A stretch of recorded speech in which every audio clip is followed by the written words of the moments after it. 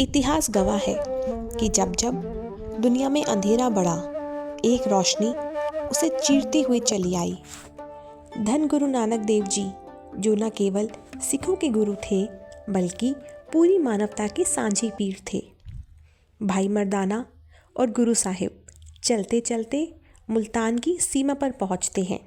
मुल्तान, जिसे उस समय पीरों और फ़कीरों का शहर कहा जाता था। वहाँ के पीरों को अपनी भक्ति और अपने रुतबे पर बहुत नाज था। जब उन्हें खबर मिली कि नानक नाम का एक तपस्वी अपने शिष्यों के साथ शहर की तरफ आ रहा है, तो वे घबरा गए। उन्हें लगा कि अगर नानक शहर में आ गए तो हमारी महत्ता कम हो जाएगी, लोग हमारी बजाय नानक को पूजने लगेंगे। पीरों ने गुरु साहिब को शहर में घुसने से रोकने के लिए एक अजीब तरीका अपनाया। उन्होंने एक कटोरा लिया और उसे दूध से ऊपर तक लबालब भर दिया।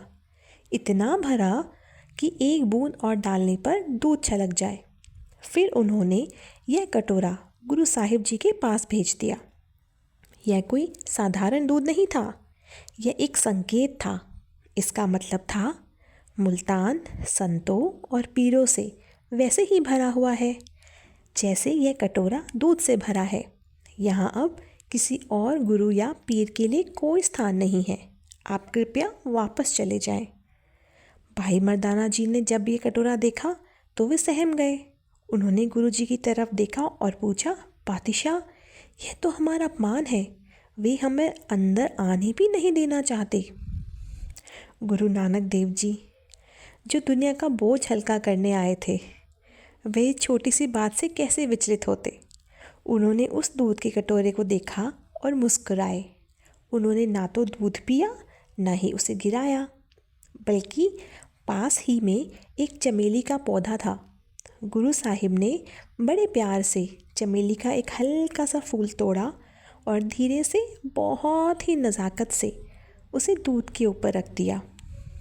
फिर क्या था, फूल दूध पर तैरने लगा। ना दूध छलका, ना फूल डूबा। और फिर गुरुजी ने यह कटोरा वापस भेज दिया।